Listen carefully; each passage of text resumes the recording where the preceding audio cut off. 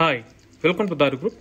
ಇವತ್ತಿನ ವಿಷಯ ನಾವೇನು ಮಾತಾಡ್ತಾ ಇದ್ದೇವೆ ಭಾಳ ಮುಖ್ಯವಾದ ವಿಷಯ. ಭಾಳ ಜನ ಯಾರು ಕನ್ಸಲ್ಟೇಷನ್ ಮಾಡ್ತಾ ಇದ್ದಾರೆ, ಇತ್ತೀಚೆಗೆ ಕನ್ಸಲ್ಟೇಷನ್ ಹೊರಗೆ ಬಿದ್ದವರು, ಪ್ರೂನಿಂಗ್ ಮಾಡಿದ್ರೆ ಗಿಡ ಒಣಗುತ್ತೆ ಅಂತ ಹೇಳ್ತಾ ಇದ್ದಾರೆ. ಅಂದ್ರೆ ನಿಮ್ಮ ಗಿಡದ ರೊಂಬೆ ಕೊಂಬೆನ ಕಟ್ ಮಾಡಿದ್ರೆ ಆ ತೋಟ ವೇಸ್ಟ್, ಇದರಲ್ಲಿ ಗಂಧ ಬರೋದಿಲ್ಲ ಅಂತೇಳಿ ಅವರಿಗೆ ನಾನು ಈ ವಿಡಿಯೋ ಮಾಡ್ತಾ ಇರೋದು. ಯಾವ ರೈತರಿಗೆ ಈ ಸಮಸ್ಯೆ ಆಗಿದೆ ಅಂದ್ರೆ, ನಿಮ್ಮ ತೋಟದಲ್ಲಿ ಏನಾದರೂ ಗಿಡ ಒಣಗಿತ್ತಂದ್ರೆ ಈ ಬೇಸಿಗೆಗಾಲದಲ್ಲಿ ಡ್ರೈಯಿಂಗ್, ಓಕೆ, ಎಲ್ಲ ಎಲೆ ಬ್ರೌನ್ ಆಗಿ ಉದುರೋದು, ಇದೆಲ್ಲ ಸಮ್ ಇಶ್ಯೂಸ್ ಆಗಲ್ಲ ಅಂತೇಳಿ ಅದಕ್ಕೆ ಕಾರಣ ಅವ್ರು ಏನು ಕೊಡ್ತಾ ಇದ್ದಾರೆ, ಅವ್ರ ಕಡೆ ಉತ್ತರ ಇಲ್ಲ ಅಂತಂದ್ರೆ ಬೇರೆ ಯಾವುದೇ ಒಂದು ಕಾರಣ ಕೊಟ್ಟು ಎಸ್ಕೇಪ್ ಆಗ್ತಾ ಇದ್ದಾರೆ. ಯಾರು ಸೋ ಕಾಲ್ಡ್ ಅವರು ತಮಗೆ ಕನ್ಸಲ್ಟೆಂಟ್ಸ್ ಅಂತ ಹೇಳ್ತಾ ಇರೋದು. ನಾನು ನನ್ನ ತೋಟ 70 ಎಕರೆ ಇದ್ದು ತೋಟ ಯಾರಾದರೂ ಯಾವಾಗಾದರೂ ಬಂದು ವೀಕ್ಷಿಸಬಹುದು, ಇನ್ಕ್ಲೂಡಿಂಗ್ ರಿಸರ್ಚ್ ಟೀಮ್ ಯಾರ್ಯಾರು ಇದ್ದೀರೋ ಎಲ್ಲರಿಗೂ ನಾನು ಇಲ್ಲಿ ನಿಮಂತ್ರಣ ಮಾಡ್ತಾ ಇದ್ದೇನೆ. ಏನಂತಂದ್ರೆ ಈ 70 ಎಕರೆಯಲ್ಲಿ ನಾನು ಸುಮಾರು 14,000 ಶ್ರೀಗಂಧ ಬೆಳೆದಿದ್ದೇವೆ. ಇದರಲ್ಲಿ ಕೇವಲ 5 ಗಿಡ ಬಿಟ್ಟರೆ ಯಾವುದು ಸತ್ತಿಲ್ಲ. ನೆನ್ಪಿಟ್ಕೊಳ್ಳಿ, ಕೇವಲ 5 ಗಿಡ ನಾನು ಬರೆದು ಕೊಡ್ತೇನೆ ಪೇಪರ್ ಮೇಲೆ.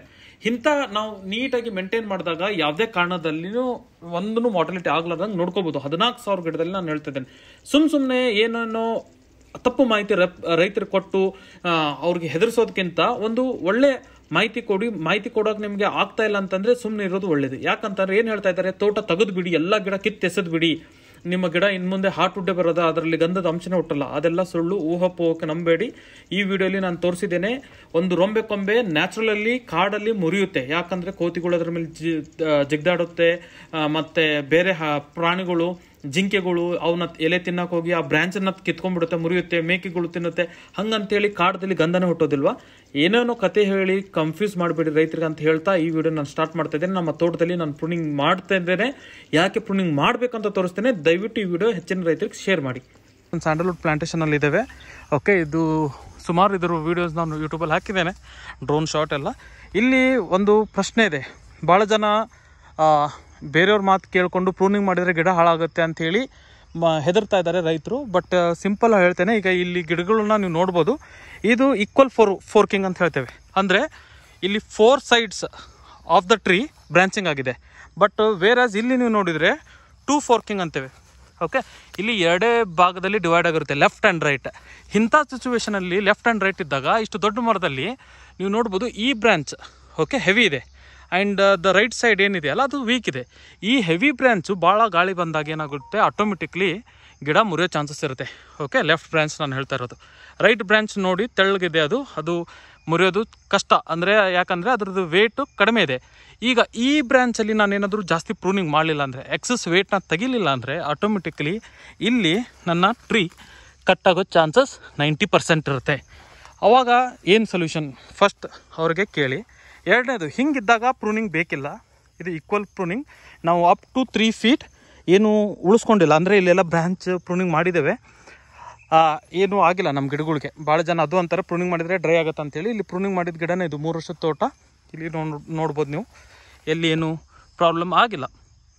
ಸೊ ಬೇಸಿಕಲಿ ಪ್ರೂನಿಂಗ್ ಮಾಡಿದರೆ ಗಿಡ ಸಾಯ್ತು ಅನ್ನೋದು ಸುಳ್ಳು. ಪ್ರೂನಿಂಗ್ ಯಾಕೆ ಮಾಡ್ಬೇಕಂತಂದರೆ ಗಿಡದ ಬ್ಯಾಲೆನ್ಸಿಂಗ್ ಕರೆಕ್ಟ್ ಇರಬೇಕು, ಸ್ಟ್ರೈಟ್ ಬೋಲ್ ಇರೋದು ಉದ್ದೇಶ ಅದು. ಓಕೆ, ನನ್ನ ಎಲ್ಲ ಗಿಡನೂ ನಾವು ಮಾಡಿದ್ದೇವೆ. ಇಲ್ಲಿ ನೋಡ್ಬೋದು, ಇವೆಲ್ಲ ಪ್ರೂನಿಂಗ್ ಮಾಡಿ ನಾವು ಬೆಲ್ಟಾಕ್ಸ್ ಹಚ್ಚಿದ್ದೇವೆ. ಸೊ ಏನು ಫಂಗಲ್ ಇನ್ಫೆಕ್ಷನ್ ಆಗಲಿ ಏನೂ ಆಗಿಲ್ಲ. ಭಾಳ ಜನ ಅದೇ ಹೆದರ್ತಾ ಇದ್ದಾರೆ, ಏನೋ ಆಗುತ್ತೆ ಗಿಡ ಒಣಗುತ್ತೆ ಅಂಥೇಳಿ. ಹೆಲ್ದಿ ಎಷ್ಟಿದೆ ನೋಡಿ. ಓಕೆ, ನನ್ನ ಕೈ ಸಾಲ್ತಾ ಇಲ್ಲ ಅಂದರೆ 10 inches ಇದೆ ಇದು. ಓಕೆ, ನಮ್ಮ ಜನರಲ್ಲಿ ಒಂದು ಕೈ ಅಂದರೆ 6 to 7 inch ಇರುತ್ತೆ. ಇಲ್ಲಿ 3 to 4 inch ಗ್ಯಾಪ್ ಇದೆ. ಅದಕ್ಕಾಗಿ ಹೇಳೋದು, ಗಿಡದ್ದು ಮೇಂಟೆನೆನ್ಸ್ ಬಗ್ಗೆ ಇಲ್ಲ ಅಂದರೆ ಇನ್ಫಾರ್ಮೇಷನ್ ಕರೆಕ್ಟ್ ಡೀಟೇಲ್ ಗೊತ್ತಿಲ್ಲ ಅಂದರೆ ಫಾಲ್ಸ್ ಇನ್ಫಾರ್ಮೇಷನ್ ಸ್ಪ್ರೆಡ್ ಮಾಡಬೇಡಿ. ರೈತರಲ್ಲಿ ಭಯ ಹುಟ್ಟಿಸ್ಬಾರ್ದಂತ ಈ ಅವೇರ್ನೆಸ್ ವಿಡಿಯೋ ಮಾಡ್ತಾ ಇರೋದು. ಇದು ನಾವು ಗರ್ಜಾಗಿ ಬೇರೆಯವ್ರಿಗೆ ಹೇಳಬೇಕಂತಲ್ಲ. ಇಂಟೆನ್ಷನ್ ಏನಂದರೆ, ಸ್ವಲ್ಪ ತಪ್ಪು ಮಾಹಿತಿ ಹೋಗ್ತಾ ಇದೆ, ಗಿಡ ಪ್ರೂನಿಂಗ್ ಮಾಡಿದರೆ ಸಾಯುತ್ತೆ, ಡಿಸೀಸ್ ಬರುತ್ತೆ, ಹಾರ್ಟ್ ವುಡ್ ಫಾರ್ಮೇಷನ್ ಆಗಲ್ಲ ಅಂತ. ಅದೆಲ್ಲ ಸುಳ್ಳು. ನಾನು ಎಲ್ಲಿ ಅಂದರೂ ಬಂದು ಪ್ರೂವ್ ಮಾಡ್ತೇವೆ. ಸೊ ನಾನು ಆಗಲೇ ಹೇಳ್ತಾ ಇದ್ದೆ, ಈಗ ಹೆವಿನೆಸ್ ಏನಾಗುತ್ತಲ್ಲ, ಲೀಫ್ ಫಾಲಿಯರ್ ಅಪ್ಲಿಕೇಶನ್ ನಾವು ಕೊಟ್ಟು ಏನಾಗುತ್ತೆ, ತಪ್ಪಲುಗಳು ಭಾಳ ಬೆಳೆಯುತ್ತೆ. ಎಲೆಗಳು ಭಾಳ ಹೆಲ್ದಿ ಇದೆ. ನಮ್ಮ ಪ್ಲಾಂಟ್ಸ್ ನೀವು ನೋಡಿದರೆ ಎಲೆ ಎಷ್ಟಿದೆ ಅಂತ ನೋಡ್ಬೋದು. ಈಗ ಇಲ್ಲಿ ಏನಾಗಿದೆ ಅಂತಂದರೆ, ಇಲ್ಲಿ ನೋಡಿ, ಅದು ಎಂಟೈರ್ ಬ್ರ್ಯಾಂಚ್. ಓಕೆ, ನಾನು ಒಂದು ಸ್ಟೆಮ್ ಕಟ್ ಮಾಡೋದ್ರ ಬಗ್ಗೆ ಮಾತಾಡ್ತಿದ್ದೆ. ಇಲ್ಲಿ tree just because of over wait, okay, just because of over wait ಇದು ಪೂರ ಕಂಪ್ಲೀಟ್ ಟ್ರೀನ ಮುರಿದಿದೆ. ಇಲ್ಲಿ ನೀವು ನೋಡ್ಬೋದು. ಭಾಳ ಜನ ಏನನ್ಬೋದು, ಇಲ್ಲಿ ಇನ್ಸೆಕ್ಟ್ ಅಟ್ಯಾಕು ಅದೆಲ್ಲ ಆಗಿರ್ಬೋದು ಅಂತ. ನಾವೆಲ್ಲ ಹೈ ಮೇಂಟೆನೆನ್ಸಲ್ಲೇ ಇಟ್ಟಿರೋದು. ಇಲ್ಲಿ ಯಾವುದೇ ಸ್ಟೆಮ್ ಬರೋರಾಗಲಿ ಏನೂ ಇಲ್ಲ, ಅಂಥ ಕಂಡೀಷನಲ್ಲಿನೂ ಮುರಿತಾ ಇದೆ ಅಂದರೆ ಬಿಕಾಸ್ ಆಫ್ ದ ವೇಟ್. ಸ್ಯಾಂಡಲ್ವುಡ್ಡಲ್ಲಿ ಅದೇ fault, because it's A evergreen tree. ಇಡೀ ವರ್ಷ ಎಲೆಗಳು ಇರುತ್ತೆ. ಎಲೆಗಳು ಇದ್ದಾಗ ಏನಾಗುತ್ತೆ, ಮಳೆಗಾಲದಲ್ಲಿ ಅದಕ್ಕೆ ತೂಕ ಭಾರ ಆಗುತ್ತೆ, ಆವಾಗ ಗಿಡನೇ ಮುರಿಯುತ್ತೆ. ಅದಕ್ಕಾಗಿ ಇಲ್ಲಿ ನೀವು ನೋಡ್ಬೋದು ಇನ್ನೊಂದು ನಾನು ಟ್ರೀ ಸ್ವಲ್ಪ ಬ್ರ್ಯಾಂಚ್ ನಾವು ಇಲ್ಲಿ ಜಾಸ್ತಿ ಇತ್ತು ವೇಟ್. ಫಾರ್ ಎಕ್ಸಾಂಪಲ್ ಇಲ್ಲಿ ಕಟ್ಟಿದೆ, ಇಲ್ಲಿ 2 ಬ್ರಾಂಚ್ ನಾವು ತೆಗೆದಿದ್ವಿ. ಇಷ್ಟೇ 1 or 2 ಬ್ರಾಂಚ್ ತೆಗೆದ್ರಿಂದ ಏರ್ ಸರ್ಕ್ಯುಲೇಷನ್ ಈಸಿ ಆಗುತ್ತೆ, ಗಿಡದಲ್ಲಿ ಏರ್ ಪಾಸ್ ಆಗುತ್ತೆ ಮತ್ತು ವೇಟ್ ರಿಡಕ್ಷನ್ ಆಗುತ್ತೆ. ಅದನ್ನ ನೀವು ಫೋಕಸ್ ಮಾಡಿ. ಯಾರಿಗೆ ಇದ್ರ ಬಗ್ಗೆ ಗೊತ್ತಿಲ್ಲ, ಇದನ್ನ ತಿಳ್ಕೊಳ್ಳಿಲ್ಲ ಅಂದರೆ ಹೆಚ್ಚಿನ ರೈತರಿಗೆ ಇದನ್ನ ಶೇರ್ ಮಾಡೋದು ಮರಿಬೇಡಿ. ಸೇಮ್ ಇಲ್ಲಿನೂ ಹಾಗೆ ಇದೆ ನೋಡ್ಬೋದು, ಬ್ರ್ಯಾಂಚ್ ಇದು ಮುರಿದಿರೋದು.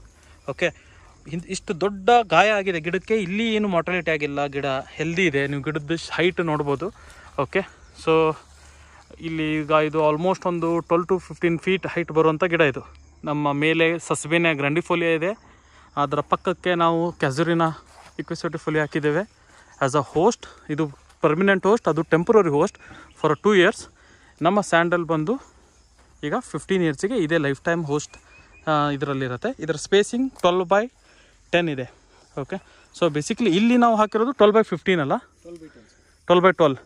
ಓಕೆ, 12/12 ಸ್ಪೇಸಿಂಗಲ್ಲಿ ಅದರ ಮಧ್ಯೆ ನಾವು ಅವಕಾಡೋ ಹಾಕ್ಕೊಂಡಿದ್ದೇವೆ. ಅದು ರೀಪ್ಲೇಸ್ಮೆಂಟ್ ಮಾರ್ಟಾಲಿಟಿ ರೀಪ್ಲೇಸ್ಮೆಂಟ್ ಹಂಗೆ ಅವಕಾಡೋಸ್ ಇನ್ ಬಿಟ್ವೀನ್ ಇದಾವೆ.